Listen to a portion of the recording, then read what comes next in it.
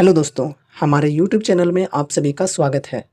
आज की इस वीडियो में हम जीपी इको सॉल्यूशंस स्टॉक को डिस्कस करने वाले हैं। आज के दिन इस स्टॉक के अंदर हमें काफ़ी बढ़िया तेज़ी देखने को मिली है। 20% की अपर सर्किट देखने को मिली है आज के दिन। एंड इसके पीछे रीजंस क्या हैं, ये हम फर्स्ट ऑफ ऑल डिस्कस करने वाले हैं। उसके बाद हम इस कंपनी के फंडामेंटल्स, वैल्यूएशन एंड टेक्निकल्स के ऊपर भी डिस्कस करने वाले हैं और समझने वाले हैं कि लॉन्ग टर्म के इन्वेस्टमेंट के पॉइंट ऑफ व्यू से फ्रेश बाइंग के लिए फ़िलहाल कैसी अपॉर्चुनिटीज़ मिल रही हैं, साथ ही साथ जिनका विज़न यहाँ पे शॉर्ट टर्म का है, उनके लिए क्या अपॉर्चुनिटीज़ हैं फ़िलहाल। चलो सभी चीज़ों को इस वीडियो में डिस्कस करेंगे। फर्स्ट ऑफ ऑल यहाँ पर हम ये जो तेज़ी आई है, इसके पीछे रीजंस को डिस्कस कर लेते हैं। तो देखो रीजन यहाँ पर काफ़ी बढ़िया है। न्यू ऑर्डर को लेकर न्यूज़ आई थी कल ही, एंड ये न्यूज़ के वजह से स्टॉक के अंदर काफ़ी बढ़िया तेज़ी हमें आज देखने को मिली है। और ये जो न्यूज़ है, इसकी अपडेट हमने कम्युनिटी टैब के माध्यम से ऑलरेडी दिया था एंड साथ ही साथ व्हाट्सएप चैनल पर भी ये न्यूज़ को शेयर किया था। अब न्यूज़ को हम थोड़ा डिस्कस कर लेते हैं। We are pleased to inform you that our company has secured aggregated orders for 17 megawatt ground mounted project at Maharashtra and 2 megawatt ground mounted project at Himachal Pradesh, showcasing our commitment to delivering high quality energy solutions and our ability to meet market demands efficiently। तो देखो company को new orders मिले हैं दो, 17 megawatt की महाराष्ट्र में and 2 megawatt की हिमाचल प्रदेश में। अब देखो काम क्या है, तो काम यहाँ पर है ईपीसी का। सोलर प्रोजेक्ट के अंदर ईपीसी का काम मिला है, EPC and supply of material, ठीक है। और ऑर्डर देने वाली जो कंपनी है वो डोमेस्टिक कंपनी ही है, डोमेस्टिक ऑर्डर ही कंपनी को मिली है।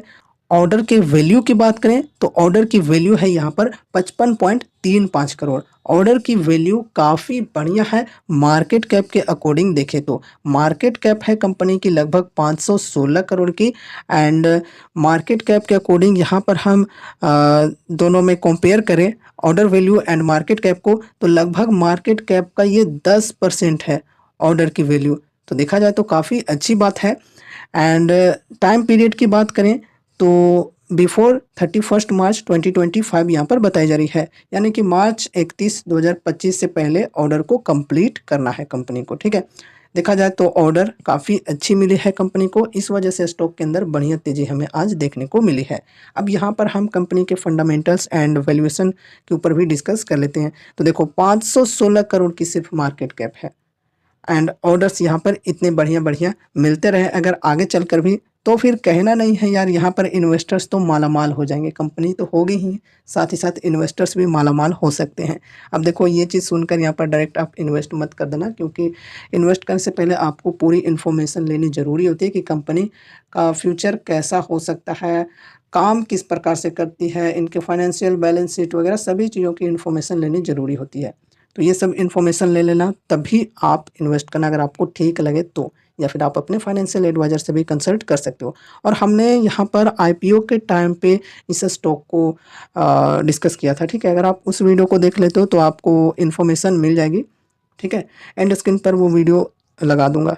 अब यहाँ पर हम वैल्यूएशन की बात करें तो देखो स्टॉक की पी है 139 की, इंडस्ट्री पी है 61 की। तो देखा जाए तो वैल्यूएशन अभी काफ़ी एक्सपेंसिव है। पेग रेशियो की डेटा अवेलेबल नहीं है। आरओसी बढ़िया है 41.6%, आरओई भी बढ़िया है 57.8%।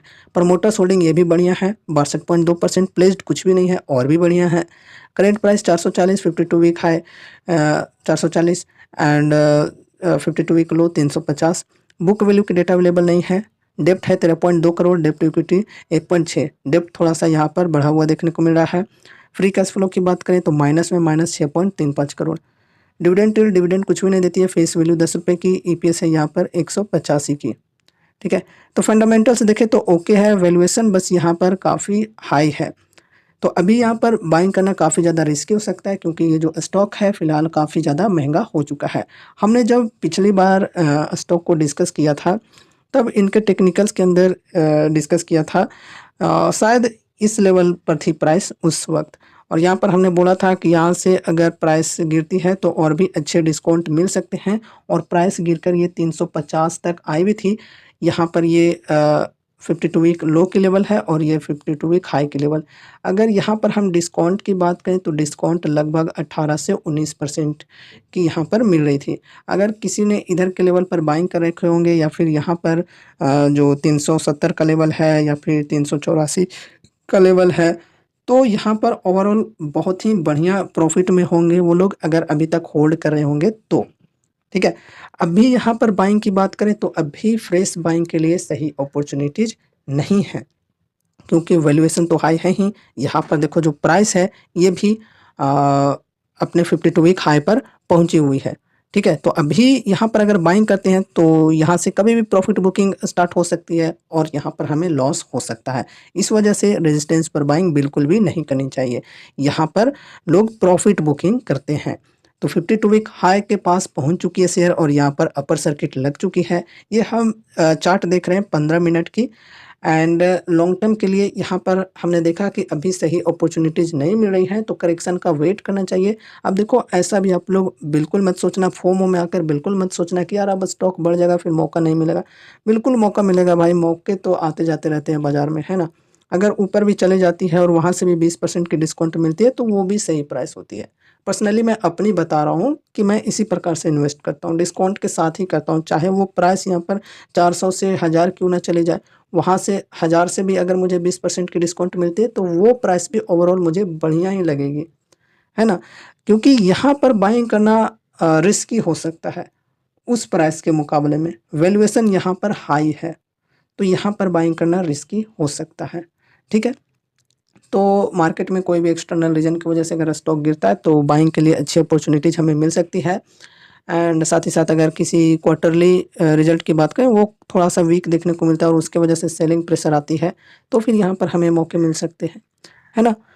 तो चलो अब यहाँ पर हम शॉर्ट टर्म वालों की बात करें तो शॉर्ट टर्म के लिए देखो फिलहाल यहाँ पर मौके मिल सकते हैं।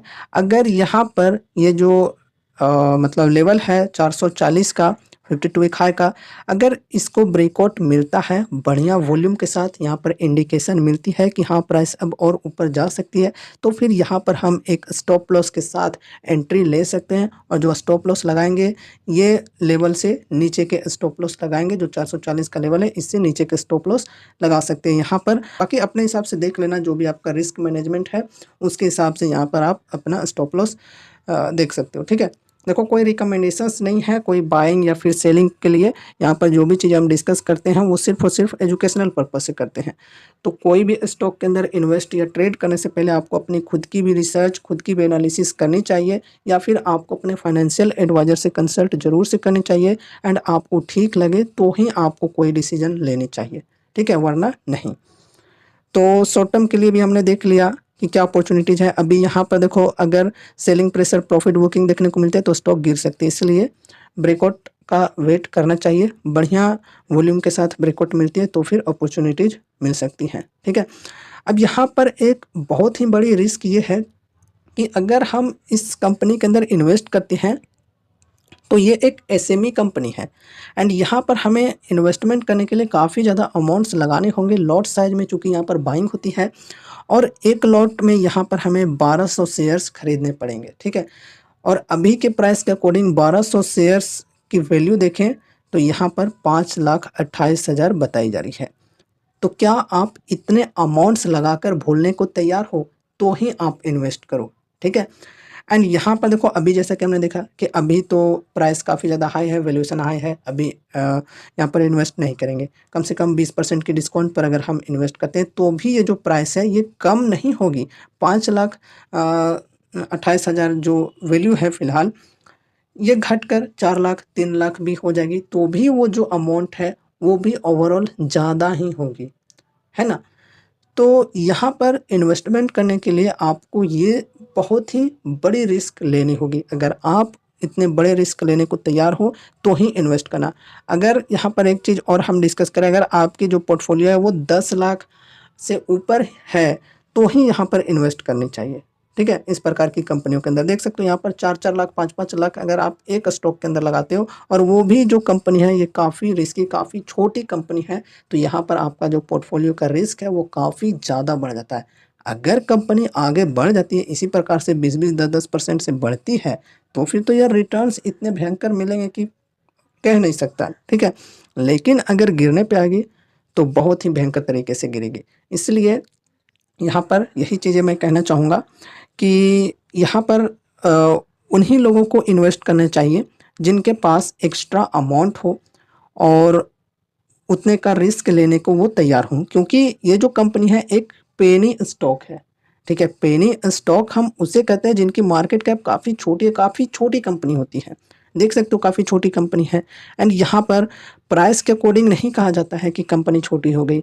₹1, ₹2, ₹10 जो स्टॉक की प्राइस होती है, तो सिर्फ प्राइस को देखकर स्टॉक को नहीं कहा जाता है कि स्टॉक पेनी स्टॉक है या फिर बड़ी कंपनी है, ठीक है।